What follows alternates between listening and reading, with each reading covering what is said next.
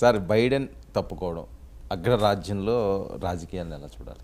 ఇది నేను 4-5 రోజుల క్రితమే నా యూట్యూబ్లో వీడియో పెట్టాను. బైడెన్ తప్పుకుంటున్నాడు, త్వరలోనే ప్రకటన అని. Biden to exit US presidential race అని ఎనీ విత్ అనౌన్స్మెంట్ ఇన్ దిస్ వీకెండ్ అని కూడా చెప్పాను. కరెక్ట్గా మీరు చూడండి, సండేనే వచ్చింది. అంటే అంతటా అది ఇంటర్నేషనల్ మీడియాలో వచ్చిన కథనాలను బట్టి అర్థమైపోయింది. సో ఎందుకు తప్పుకున్నాడంటే వాస్తవంగా మొదలు పెట్టిన నాటి నుంచి ఈ వాదన ఉంది, ఆయన ఏజ్ హెల్త్ పనిచేస్తుందా అని. సో ఆయన 81 years, అఫ్ కోర్స్ ట్రంపే యంగ్గా 78 years. కానీ ట్రంప్ ఏమో స్టిల్ ఫిజికల్గా ఫిట్గా కనబడుతున్నాడు. బైడెన్ ఫిజికల్ ఫిట్నెస్ పైన మొదటి నుంచి కూడా ప్రశ్నలు ఎదురయ్యాయి.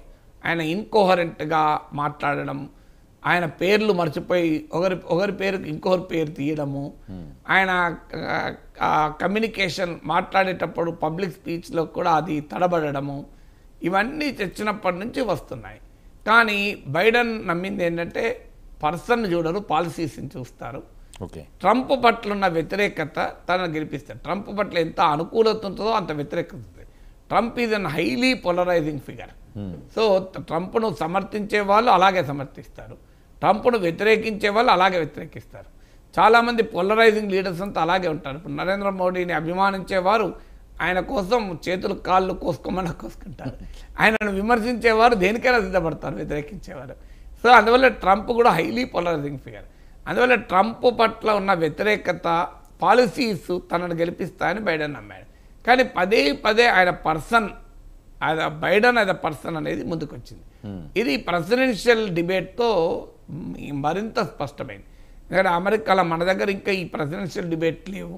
ప్రతిపక్ష రెండు రాజకీయ పార్టీల అగ్రనేతలు వచ్చి వివిధ అంశాలపైన డిబేట్లో సాధ్యమాది. ఏ టీవీ ఛానల్లోనైనా చంద్రబాబు నాయుడు జగన్ కూర్చొని డిబేట్ చేశారా? చంద్రబాబు నాయుడుతో ఏబిఎన్లో డిబేట్ ఉంటుంది, జగన్మోహన్ రెడ్డితో TV9లో డిబేట్ ఉన్నది, లేదా ఇంకో ఛానల్లో ఉంటుంది. కానీ ఎక్కడ మీకు ఆ ఇద్దరు నాయకులు ఒకే డిబేట్లో కూర్చొని చర్చించంగా మరి చూసారా? సో రేవంత్ రెడ్డి కేసీఆర్ కూర్చొని డిబేట్ చేసుకుంటారా? మోడీ, నరేంద్ర మోడీ, రాహుల్ గాంధీ పక్క కూర్చొని డిబేట్ చేసుకుంటారా? మన దేశంలో ఈ సాంప్రదాయం లేదు. కానీ అమెరికాలో ప్రెసిడెన్షియల్ డిబేట్ అనేది ఒక కీలకం, ఒక ఆనవాయితీ. ప్రెసిడెన్షియల్ డిబేట్ వల్ల ఆయా అభ్యర్థుల బలాబలాల్లో మార్పులు వస్తూ ఉంటాయి, పెరుగుతుంటారు, తగ్గుతుంటారు. సో అందువల్ల ఈ ప్రెసిడెన్షియల్ డిబేటు ఎప్పుడైతే జరిగిందో ఆ ప్రెసిడెన్షియల్ డిబేట్లో ట్రంప్ మామూలుగా అటాక్ చేయలే. బైడెన్ చాలా బైడెన్ ఇచ్చిన రిప్లైలకు కానీ, ఆయన ఫ్రెయిలింగ్ హెల్త్, ఆయన ఆరోగ్య స్థితి పైన, ఆయన వయస్సు పైన, ఆయన కాంపిటెన్సీ, నెక్స్ట్ 4 years అమెరికాను లీడ్ చేయగలిగే ఆయన సామర్థ్యం పైన సీరియస్ క్వశ్చన్ రైజ్ అయ్యాయి. అయితే దాన్ని బైడెన్ కొట్టిపారేశాడు. నా జెట్ లాగ్ వల్ల మాట్లాడలేకపోయాను, అయినా అబద్ధాల కోరుతో డిబేట్ చాలా కష్టము, ట్రంప్ అబద్ధాలు చెప్తుంటాడు, నేనేం చేయాలి, నేను బాగా అలసటతో ఉన్నాను, G7 మీటింగ్కి వెళ్ళాను ఇటలీకి, సో అని సమర్థించుకున్నాడు.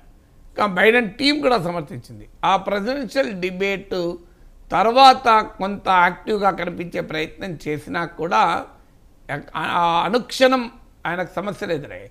ఈలోగా ట్రంప్ పైన అటాక్, హత్యా ప్రయత్నం. దాంతో ట్రంప్ పట్ల ఇంకా పోలరైజేషన్ పెరిగింది, కన్సాలిడేషన్ పెరిగింది. అఫ్కోర్స్ బైడెన్ కూడా దాన్ని ఖండించినా కూడా ఈలోగా మళ్ళీ కోవిడ్ అటాక్ అయింది బైడెన్. కోవిడ్ ఒక పెద్ద డిసీజ్ కాకపోయినా ఆ ట్రంప్ పైన అసాసినేషన్ అటెంప్ట్ వల్ల ఒక 2-3 రోజులు క్యాంపెయిన్ ఆగిపోయింది. ఇప్పుడు మళ్ళీ క్యాంపెయిన్ ఆగిపోయింది. సో అందువల్ల ఈ రిపబ్లికన్ పార్టీ వాళ్ళేమో JD Vance వైస్ ప్రెసిడెంట్గా ప్రకటించి ట్రంప్ పైన హత్యా ప్రయత్నం తర్వాత వచ్చిన సానుభూతిని కూడా ఉపయోగించుకొని బైడెన్ బలహీనతల్ని సొమ్ము చేసుకుంటూ మామూలుగా దూకుడు పైన లేడు. ఇటో బైడెన్ ఏమో పోటీలు ఉండడా, నిలబడగలడా అని ఆఖరికి ఏ స్థాయికి వచ్చిందంటే డెమోక్రటిక్ పార్టీలోనే సీరియస్ క్వశ్చన్స్ బైడెన్ పైన ఎదురయ్యాయి. అందువల్ల నాన్సీ పెలోసి, కాంగ్రెస్ స్పీకరు, అలాంటి లీడర్లకు కూడా ప్రశ్నించడం మొదలుపెట్టారు, బైడెన్ అయితే డెమోక్రటిక్ పార్టీ గెలవదు అని. ఆఖరికి మాజీ ప్రెసిడెంట్ ఒబామాకు కూడా ఇది బిగ్గెస్ట్ బైడెన్ సపోర్టర్. ఎందుకంటే ఒబామా ప్రెసిడెంట్గా ఉన్నప్పుడే బైడెన్ వైస్ ప్రెసిడెంట్గా ఉంటాడు. సో ఆయన కూడా ఈ కంక్లూజన్కే వచ్చాడు, బైడెన్ అయితే డెమోక్రటిక్ పార్టీ గెలవది, చాలా రిసర్జెంట్గా ఉన్నాడు ట్రంప్, వైబ్రెంట్గా ఉన్నాడు. అందువల్ల కొత్త క్యాండిడేట్ వెతుక్కోవాల్సిందే. వాళ్ళ సమస్య ఏమొచ్చిందంటే ముందు నుంచి వెనకకు ఇలాగైంది. ఎందుకంటే 4 నెలలు లేవు, నవంబర్లో ఎలక్షన్స్.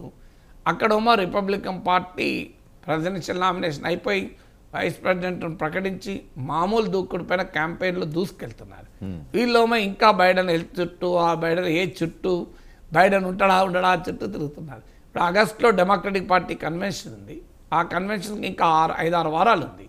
సో అందువల్ల ఇప్పుడన్నా కనీసం ప్రకటించకపోతే డెమోక్రటిక్ పార్టీ ఆల్టర్నేటివ్ వెతుక్కోవడం కూడా కష్టమవుతుంది. అందుకే బైడెన్ ఇక తప్పుకుంటాడు అనే వార్తలు ఇదివరకే వచ్చాయి. అది నిజమయ్యాయి. బైడెన్ అఫీషియల్గా తప్పుకున్నాడు. ఇప్పుడు కమలా హ్యారిస్ ఫ్రంట్ రన్నర్గా ఉన్నారు, వైస్ ప్రెసిడెంట్ క్యాండిడేట్. అది గమనించే ట్రంప్ జేడీ వ్యాన్స్ ఎంపిక చేసి జేడీ వ్యాన్స్కున్న సౌత్ ఏషియన్ లింక్, ఇమ్మిగ్రెంట్ లింక్ను ప్రొజెక్ట్ చేశారు.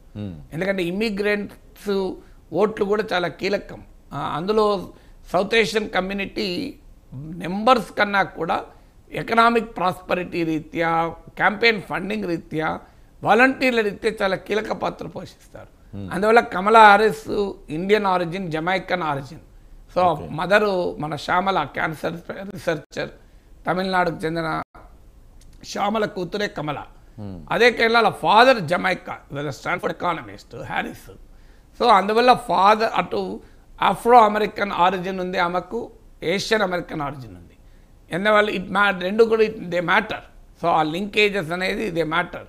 సో దీన్ని గమనించే, అంటే బైడెన్ తప్పుకుంటాడు, బహుశా కమలా హ్యారిస్ కావచ్చని, అవుతుందో లేదో చెప్పలేము. ఇంకో 2-3 గవర్నర్లు కూడా పోటీ పడుతున్నారు. బట్ ట్రెండ్ చూస్తుంటే కమలా హ్యారిస్ వైపు మొగ్గు చూపుతున్నది.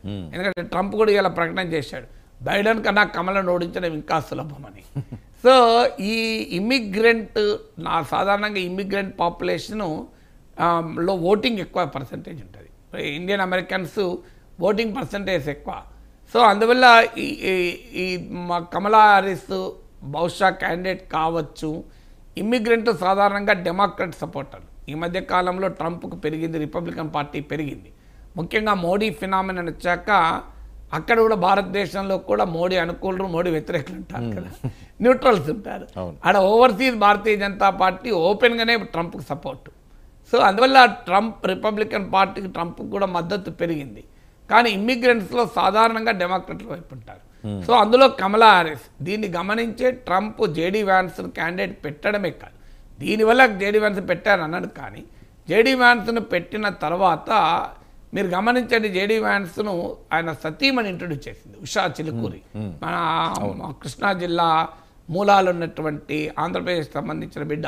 సో ఆమె ఇంట్రొడ్యూస్ చేసింది. ఆమె ఇంట్రొడ్యూస్ కూడా తన పర్సనల్ టచ్ ఇచ్చి, ఆమె immigrant Indians, my proud parents are immigrants from India అని ప్రత్యేకంగా కూడా మెన్షన్ చేసింది. అంటే అమెరికన్ డ్రీమ్ అంటే రెండింటిని కలిపి ఆమె ఇంట్రొడ్యూస్ చేసింది. ఒక వైట్ అమెరికన్ వర్కింగ్ క్లాస్కు జేడీ వ్యాన్స్ ప్రతినిధి, అందుకే వర్కింగ్ క్లాస్ గాయ్ అని ఇంట్రొడ్యూస్ చేసింది. ఒక డ్రగ్ అడిక్ట్ కొడుకు, mother drug addict. So grandmother దగ్గర పెరిగాడు, చాలా పేదరికంలో పెరిగాడు, చాలా వర్స్ట్ ఎకనామిక్ కండిషన్లో పెరిగి ప్రపంచ ప్రఖ్యాత ఏల్ యూనివర్సిటీ, అమెరికాలో ఆల్ యూనివర్సిటీ కూడా అంటున్నారు, మన దగ్గర జనరల్గా ఏల్ యూనివర్సిటీ అంటారు. సో ప్రపంచ ప్రఖ్యాత యూనివర్సిటీలో లా చదివి, సో ఒక వెంచర్ క్యాపిటలిస్ట్ అయి, మెరైన్లో పనిచేసి, ఒక బెస్ట్ సెల్లింగ్ బుక్కు ఆథర్ అయి, అంటే ఇదంతా ఎలా సాధ్యమైంది? ఒక పేద వైట్ అమెరికన్ వర్కింగ్ క్లాస్ బిడ్డ ఇంత స్థాయికి ఎలా రాగలిగాడు? ఆయన ఆటోబయోగ్రఫీ బెస్ట్ సెల్లింగ్ బుక్ అది ఐ థింక్ నెట్ఫ్లిక్స్లో సినిమా లాగా కూడా వచ్చింది. సో ఇది ఎలా సాధ్యమైంది అంటే బికాస్ ఆఫ్ అమెరికన్ డ్రీమ్ అని కనెక్ట్ చేస్తూ తన లైఫ్ కూడా చెప్పారు. తాను శాండియాగోలో ఒక middle class community, of course middle class అంటే అమెరికా స్టాండర్డ్లో middle class. She is a daughter of a professors. అలా తాతనే ఐ థింక్ ఐఐటి ప్రొఫెసర్ అని చదివాను నేను, నాకు కరెక్ట్గా తెలియదు కానీ, బట్ ఒక హైలీ ఎడ్యుకేటెడ్ ఫ్యామిలీలో అయితే ప్రొఫెసర్ అండి. అదే గ్రాండ్ ఫాదర్ ఐఐటి, అంటే ఆమె ప్రొఫెసర్ శాంతమ్మ అని పేపర్, కానీ గ్రాండ్ ఫాదర్ కూడా ఐఐటిలో ప్రొఫెసర్ అండి, బట్ అది కరెక్ట్గా తెలియదు. But still she the daughter of highly educated parents. So అందువల్ల ఆమె తన బ్యాక్గ్రౌండ్ పెరుగుతూ ఒక ఇండియా నుంచి వచ్చినటువంటి తన తల్లిదండ్రులకు ఇద్దరు ఆడపిల్లలము, సో మేము ఇక్కడ ఈ స్థాయికి రాగలిగాము అంటే it is again American dream అని. అంటే వైట్ అమెరికన్ వర్కింగ్ క్లాస్ మూలాలు జేడీ వ్యాన్స్, ఆయన సతీమణి ఉషా చిలుకూరికి ఉన్నటువంటి ఇమ్మిగ్రెంట్ మూలాలు, ఈ రెండింటిని లింక్ చేస్తూ Republican party national convention highlight చేశారు.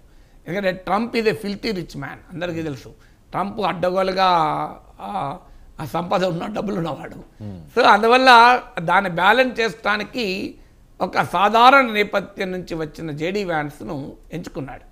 సో అందువల్ల ఈ కమలా హ్యారిస్ పోటీలో ఉండవచ్చు అనే యాంగిల్ ముందే ఉన్నట్లుంది. అందుకే రిపబ్లికన్ నేషనల్ కన్వెన్షనే కాదు, గ్లోబల్ మీడియా, వెస్టర్న్ మీడియా కూడా జేడీ వ్యాన్స్ కన్నా ఉషా చిలుకుని ఎక్కువ ప్రొజెక్ట్ చేశారు. సో అందువల్ల డెఫినెట్గా this is an expected development.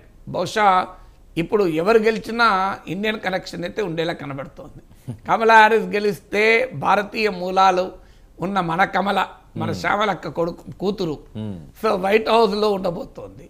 లేదు ట్రంప్ గెలిస్తే ఇవాళ కాకపోతే నెక్స్ట్ ఎలక్షన్స్ వరకైనా మన ఉషాపతి వైట్ హౌస్లో ఉండే అవకాశాలు అయితే కనబడుతున్నాయి. అంటే first lady or second lady of United States will be of Indian origin లాగా కనబడుతుంది. Either first lady or second lady. Democrats గెలిస్తే కమలా హ్యారిస్ క్యాండిడేట్ అయితే first lady will be the president of United States. So లేదంటే the second lady, so vice president సతీమణి అన్న Indian origin మూల